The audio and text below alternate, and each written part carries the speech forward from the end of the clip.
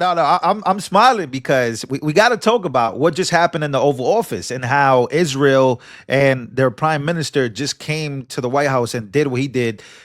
But this is what other countries are about to start doing. And apparently today was supposed to be the worst day in the stock market history. It was supposed to be Black Monday, but it wasn't. In fact, stocks are soaring. Things are coming back to normal. Gas prices are down. Oil prices are down. Things are beginning to look like old white boomers. Apparently, in my last video, I made a video about old white boomers being the only people that are mad about this. Shout out to the white conservative boomers that literally want to see this through and believe in the process of choosing Donald Trump to be president. Anyways, just wanted to give you guys a quick shout out because you guys showed out in my last video. But I think this is what you guys were talking about here. Here we have Israeli prime minister setting the example of what every other country will be doing. Trust me, and if they're not doing it now, they will be doing it in the bright future, because this right here is exactly what the world is blowing up about. Everybody, this is happening in the Oval Office. This is what every other country is about to start doing. And if China does this, because we know that the EU is doing this now, we know that Canada started to do this as well. What is it? Well, take a look. First, if I can mention tariffs, it's a subject of some interest today. I can tell you that I said to the president a very simple thing. We will eliminate the trade deficit with the United States. We intend to do it very quickly. We think it's the right thing to do. And we're going to also eliminate trade barriers, a variety of trade barriers that have been put up unnecessarily. And I think Israel can serve as a model for many countries who ought to do the same. I recognize the position of the United States. It says, we're allowing other countries to put tariffs on us, but we don't put tariffs on them. And, I'm a free trade champion, and free trade has to be fair trade.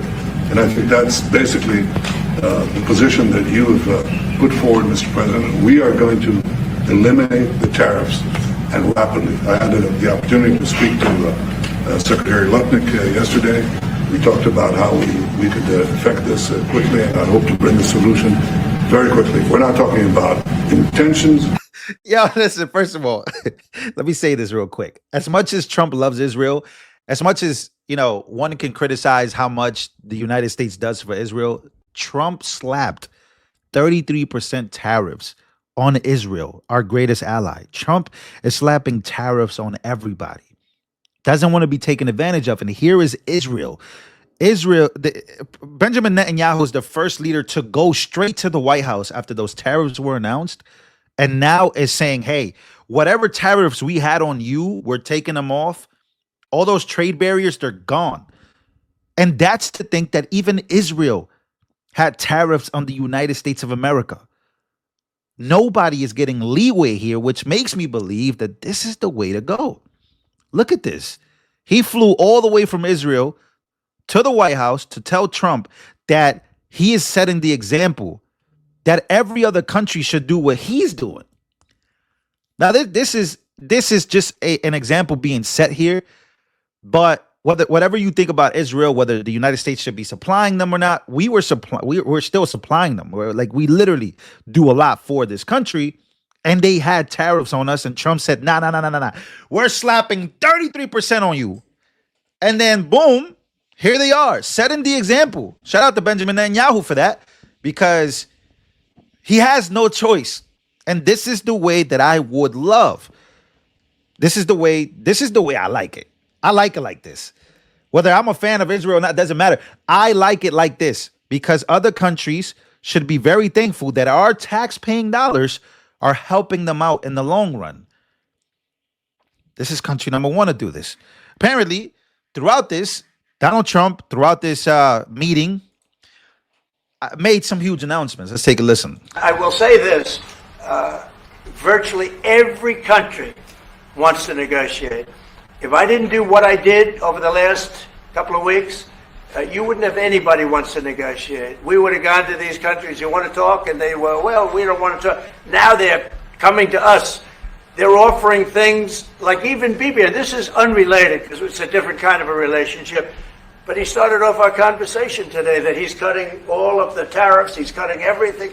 He's going to get down to a free base. He's going to do things that, in all fairness, other countries, if they said that, would have never even thought about doing it. Now they're offering things to us that we would have never even thought of asking them for, because they're experiencing a lot of hurt.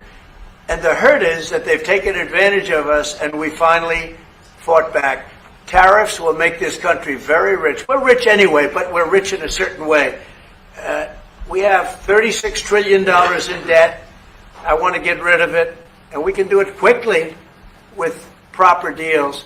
So when countries don't allow us to sell our product, but we allow them to sell their product, when they charge us massive amounts of money for the privilege of going into their country, those days are over. Yeah, those days are over for everybody. And this is a great sign. And again, you know, people are looking at their portfolios, which right now are starting to bounce back. Things have to be priced in. You have to believe in this to understand this. And Donald Trump has been calling for this since day one, right? There is a clip from 34 years ago of him speaking of tariffs and speaking of other countries taking advantage of the United States of America. And I find it very interesting that a lot of people don't even know about that. They don't know that this was his stance even 15, 20 years ago, right? We're talking about 34-year-old clip. I think it's a 37-year-old clip now with him on the Oprah show speaking about this. And now he's doing it. But he also sends out a message this morning. He says the United States has a chance to do something that should have been done decades ago. Don't be weak. Don't be stupid. Don't be a panicking. Don't be a panicking. That's the new one. Don't be a panicking, says Trump. A new party based on weak and stupid people. That's what he's going to call them. A panicking. Not a Republican, a panicking. Not a Democrat, a panicking. Be strong, courageous, and patient, and greatness will be the result. Look, man, whatever the heck you feel about this guy, this is what I like. Like, this is me. Like, this is how my coach used to speak to me in high school. Like, you know, when the process was getting hard and I would strike out like 3 times. And, you know, I feel like maybe it's just me, right? Or maybe it's a couple of us watching this video and saying, you know what, this is the way it's supposed to be. You know, and Israel goes to the White House. And of course, many Americans have found out, wait a minute, you guys are putting tariffs on us? Like, why? And that's good information to find out, because now Trump is saying you're not going to do any of that anymore. If we supply you with whatever it is that we supply you with, and we support Israel, and again, that's another conversation for another day. But the example here is that Netanyahu pleaded to Trump in front of the world that other countries should do the same by coming to the White House and having these conversations. And of course, you know, bringing manufacturing jobs back, building businesses back in America, renegotiating tariffs. I know people say we can't have both, but I believe we, in an ideal world where this does work the way I think it will, we'll have both. You know, so right now the big conversation is China. China's stock market is plummeting. Meanwhile, our stock market is up today. The Dow is up today. This was, again, predicted to be the worst day in American history as far as stocks goes. But it looks like crypto has bounced back. It looks like the Dow has bounced back quite a bit. Things are being priced in. People are beginning to understand that this is the new norm. And once again, Trump became president when? We're in April 7th. Trump became president January 21st. He first got into office. So, guys, we have a long way to go. And if the stock market bounces back, and if all these things bounce back, and if we're able to, by the way, I hope you guys took the opportunity to buy things lower. This is how millionaires are made. I spoke about this on my previous live stream.